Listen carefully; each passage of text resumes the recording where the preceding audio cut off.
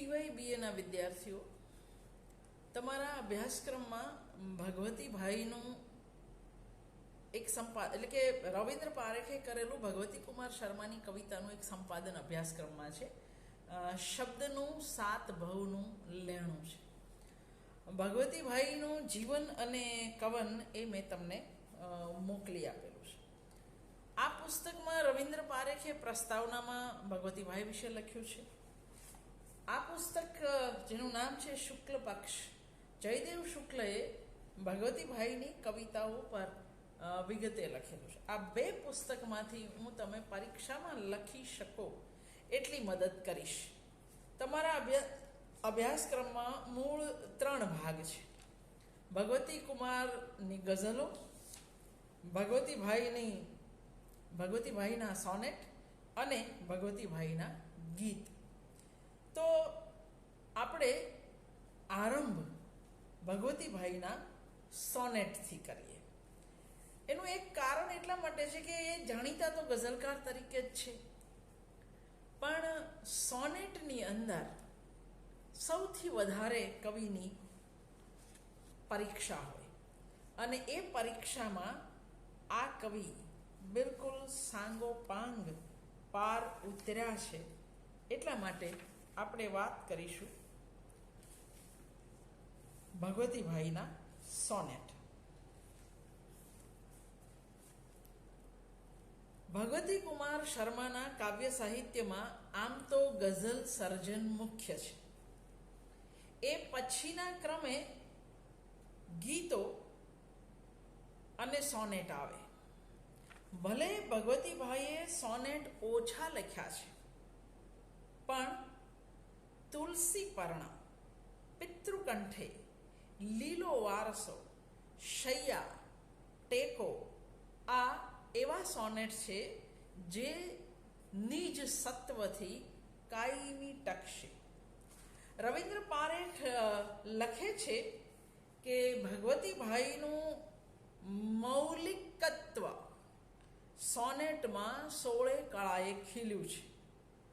Sonnet સ્વરૂપમાં ભગવતીભાઈ વધારે સજીવ લાગે છે. એમાં પણ માતા પિતાને લગતા, કર્મકાંડને લગતા જે સોનેટ થયા છે તે ભગવતીભાઈનું સોનેટ પ્રકારમાં એક મૌલિક પોતિકું આગવું યોગદાન છે. ભગવતીભાઈના સોનેટમાં પરંપરાગત બંધારણ તંતોતંત જળવાયેલું કદાચ ન લાગે, પણ મુક્ત પ્રકાર તરીકે સોનેટને, અને એમાંય ભગવતીભાઈના સોનેટને ઘણી સફળતા મળી છે. એમના સોનેટમાં જ્યાં કથા તત્વ ભળ્યું છે ત્યાં પરિણામ નોંધપાત્ર મળ્યું છે. ગઝલ અને ગીતમાં જે આધુનિકતાનો સંસ્પર્શ છે એ ભગવતીભાઈના સોનેટમાં પણ જોવા મળે છે. એક જ શહેરમાં 2 પાત્રો વચ્ચે જે અંતર પડે છે એને અંતર સોનેટમાં એ કંઈક આવી રીતે કહે છે: આ આપણું વસવું એક જ શહેરમાંહી, ને આપણું વસવું ભિન્ન સુદૂર લોકે. આ 2 પંક્તિ અંતરસૂચક નથી, પણ અંતરસૂચક છે. નદી અને રણ એવા 2 સોનેટ એમની પાસેથી મળે છે. આ સોનેટ યુગ્મની વિશેષતા એ છે કે જ્યાં નદી અટકે છે ત્યાંથી રણ નામનો સોનેટ શરૂ થાય છે. સંસ્કૃતિ નામના સોનેટમાં છેલ્લી 2 પંક્તિમાં કેવી ચમત્કૃતિ જુઓ છે: વર્તમાન અવરિક્ત, ભવિષ્ય શૂન્ય, સમૃદ્ધ છે મન વ્યતીતની સંસ્મૃતિથી. તુલસી પર્ણ અને પુનર્જન્મ જન્મદાત્રીનો આ 2 સોનેટ વિદ્યાર્થી મિત્રો જરાક બાજુમાં રાખીને તપાસજો. માતાને તુલસી પર્ણ તરસ્યા રહી જવાની ચિંતા છે, એટલે માં કહે છે: તાંબા લોટો ભરી તુલસીને પાણી પાયું ખરું કે? તુલસી પર્ણ જીવતા તોડવાનું પણ માં નથી સ્વીકારતી. એ સંતાનોને કહે છે: કુંડામાં જે ખરી ગરી પડ્યા હોય તે માત્ર લેજો. આટલી ચિંતા કરનારી માતાને તુલસી પર્ણની જરૂર ક્યારે પડે છે? અર્ધા ખુલ્લા જનક મુખમાં કંપતે હાથ માતા, મૂકે લીલું પર્ણ તુલસીનું, બીડી હોઠ સૂકા. આયુષ્ય જે ઉર સિંચી, આખા આયુષ્યમાં જેના પાંદડા તોડ્યા નહોતા એ આજે પિતાના મૃત્યુ નિમિત્તે એના મોઢામાં મૂકવા માટે આ પર્ણ તોડવા પડે છે. જે તુલસી જીવનભર માએ ઉછેરી તે મૃત પિતાના મુખમાં મૂકવા કામ લાગે છે. એ કેવી કરુણા અને કરુણતાની સૂચક છે. પછી તો માતા પણ મૃત્યુ પામે છે. તુલસી તરફ ખાસ ધ્યાન જતું નથી.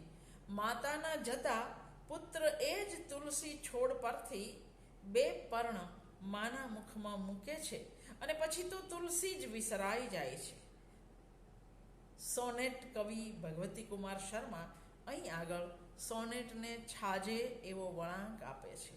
વર્ષો પછી કુંડે જળ રેડે છે ને કવિને લાગે છે પોતાના હાથમાંથી જાણે કે માં જળ સિંચે છે. જન્મ દેનારીને કવિ પોતાનામાં જન્મથી અનુભવે છે અને જાણે કે એક વર્તુળ પૂરું થાય છે. અકસ્માત લાગે એવી વાત છે કે કવિએ કૌટુંબિક સોનેટો રચ્યા છે તે મંદાક્રાંતામાં છે, પણ એ અકસ્માત નથી. માતા પિતાના મૃત્યુની ઘટનાની ગંભીરતાને પ્રગટ કરવા બીજો કોઈ ઉતાવળિયો છંદ ન ચાલે. મંદાક્રાંતાની જે ગતિ ધીર ગંભીર છે એની અંદર જ એ મૃત્યુનું ગાંભીર્ય પ્રગટી શકે. પિતાના મૃત્યુને લગતા બે સોનેટ ભગવતીભાઈ કરે છે. એક છે પિતૃકંઠે અને બીજું છે ફરીથી. બંને મંદાક્રાંતા છંદમાં છે. પિતા નથી, પણ પિતા જે સામવેદી સ્વરોની રૂચાઓ ઉચ્ચારતા હતા. ભગવતીભાઈના પિતા સામવેદી બ્રાહ્મણ હતા. જે સામવેદી સ્વરોની રૂચાઓ ઉચ્ચારતા હતા તે ઘટના તાદૃશ થઈ ઉઠે છે. જે લાકડાની પેટીમાં મરડ પોથીઓ હતી તે હાથ લાગે છે. પોથીમાં રહી ગયેલા પાન પીછા હાથ લાગે છે. જાળીવાળા પાન પર કંકુના છાંટણા રહી ગયા તે કાષ્ઠ પેટી અને સ્વર પેટી વચ્ચેથી પડદો ખસી જાય છે. વર્ષો પૂર્વે રણકી ઉઠતી રૂચાનું ગાન અને જ્ઞાન કવિને એકદમ મર્મભેદી નીવડે છે. જ્યાં પહેલું સોનેટ પૂરું થાય છે એ જ પંક્તિથી બીજું સોનેટ શરૂ થાય છે. વિષય પિતા જ છે. પુત્રને પીડાય છે કે નાદ બ્રહ્મે ઘડાયેલી રૂચાઓનો વારસો પોતે જાળવી શકે એમ નથી. ઘરમાં વધારે કથળે એ કરતાં કોઈને કઠણ હૈયે પુત્ર પેલી કાષ્ઠ પેટી સોંપી દે છે. એમ કરતાં પુત્રને લાગે છે જાણે કાષ્ઠ પેટીને વળાવવાની સાથોસાથ પોતે પિતાને પણ વળાવી દે છે અને એ અનંતકાળ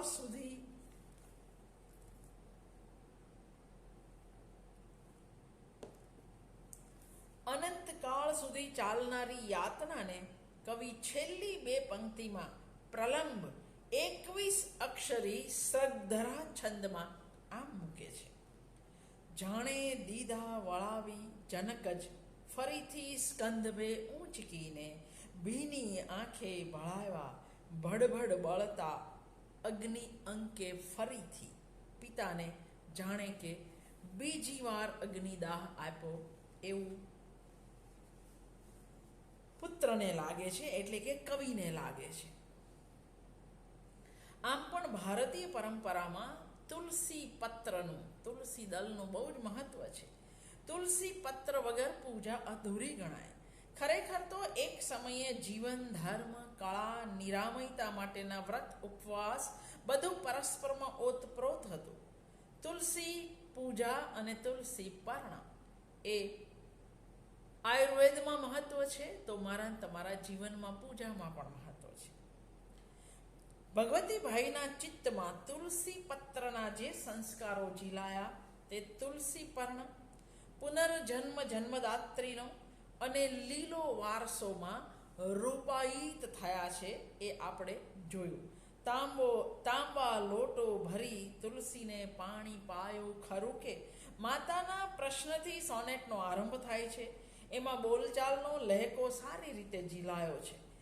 તુલસી માતાની જાળવણી માટેનો માતાનો આગ્રહ. એકેયના પર્ણ ચૂંટ જો જીવતું છોડવેથી. એની અંદર માનો આગ્રહ રણકે છે. એની પાછળનું કારણ છે પ્રભુ રાજી રહેશે એવી એક પ્રતીતિ. વનસ્પતિ સંવર્ધન અને સાચવણીનો આ સંદેશ કવિ જરાય વાચાળ બન્યા વગર આપે છે.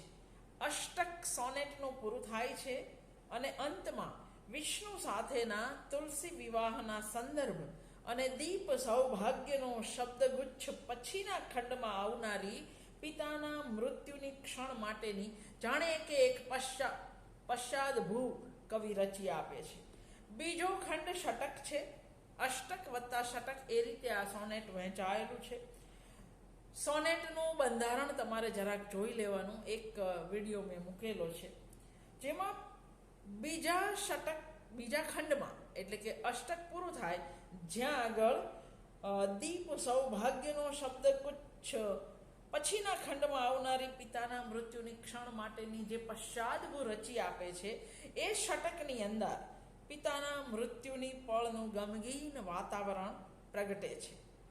છેલ્લી પંક્તિઓમાં જેમાં તુલસીનું પર્ણ ચૂંટવાની ના પાડતી હતી એ પોતાના સૂકા હોઠ ભીડીને છોડ પરથી લીલું તુલસી પત્ર તોડી પિતાના મુખમાં મૂકે છે. લીલા પર્ણ સામે સૂકા હોઠનો વિરોધ પૂરા ઔચિત્ય સાથે અહીં નિરૂપાયો છે.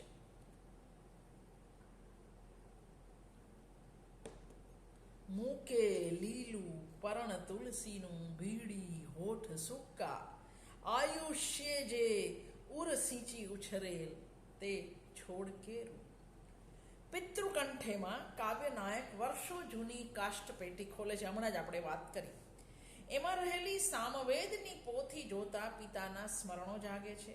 સોનેટમાં એ પેટી, પોથીમાંનું મોરપીંછ, કુસુમ કણિકા, કંકુના છાંટણા અને આંગળીઓના સ્પર્શની છાપવાળા એ પીળા પૃષ્ઠોનું વર્ણન સજીવ બન્યું છે. જૂની કાષ્ઠપેટીના ઉઘડવાનો અવાજ આપણે પણ જાણે કે સાંભળી શકીએ છીએ. જૂની સૂકી હવડકશિયા ગંધ ફેલાઈ ઉઠી, જ્યાં ચર્રાઈ કડડ ઉઘડી ભૂખરી કાષ્ઠપેટી. છેલ્લા શ્લોકમાં મૃત્યુના સ્પર્શે શાંત થઈ ગયેલી સામવેદની રૂચાઓ કાવ્યનાયકના ચિત્તમાં ગુંજી ઉઠે છે. એ નિરૂપણ આર્દ્ર બનાવી દે એવું છે. થંભીતી જે જરઠ પશુષા મૃત્યુના થોર સ્પર્શે, સંકોરાઈ કણસતી નિરાલંબને ઓશિયાળી, ગુંજી ઉઠી અમુખર રૂચા સામવેદી સ્વરોની, વર્ષો પૂર્વે રણકી ઉઠતી જે હતી પિતૃકંઠે. મંદાક્રાંતા છે. લીલો વારસોમાં તુલસી પર્ણ સાથેનું પુનઃસંધાન જોઈ શકાય છે. કાવ્યનાયક ભવિષ્યમાં ધીમા પગલે ગુપચુપ રીતે ઘરમાં મૃત્યુ આવશે ત્યારે ઘરમાં શું શું થશે એની કલ્પના કરે છે. જે કુંડામાં માતાએ તુલસી ઉછેર્યા હતા એ કુંડું આટલા વર્ષ પછી અગાશીમાં હશે એની શંકા. આ શંકા પેઢીઓમાં આવેલા પરિવર્તનનો નિર્દેશ કરે છે. જે છોડ પરથી માતાએ પિતાના મુખમાં અને કાવ્યનાયકે માતાના મુખમાં તુલસી પર્ણ મૂક્યા હતા તે છોડ પરથી તુલસી પત્ર લાવી સંતાનો મૃત્યુ સમયે પોતાના મુખમાં મૂકી એ લીલોછમ વારસો સાચવશે ખરા? સોનેટને અંતે મારા મૃત્યુ નિકટ મુખમાં મૂકશે કોઈ લાવી, એ છોડેથી તુલસી દલ કે વારસો છમ લીલો. એ તુલસીના પાન લાવશે કે આટલી પેઢી દર પેઢીથી ચાલ્યો આવતો લીલો છમ વારસો મારા મોઢામાં મૂકશે ખરા? આ પ્રશ્ન છે. પોતાના મૃત્યુની કલ્પનાનું આ સોનેટ બહુ જ નોંધપાત્ર છે. ભગવતી કુમારના સોનેટમાંથી પસાર થતા તમને લાગશે કે મંદાક્રાંતા અને વસંત તિલકા એ આ કવિના પ્રિય છંદ હોય સોનેટ રચના દરમિયાન એવું આપણને લાગે.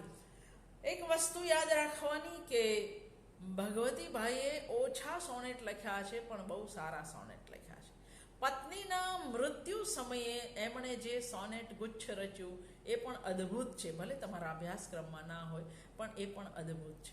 કોઈ પણ કવિ પાસે જઈએ ત્યારે સમગ્રપણે જઈએ એ હંમેશા યાદ રાખો.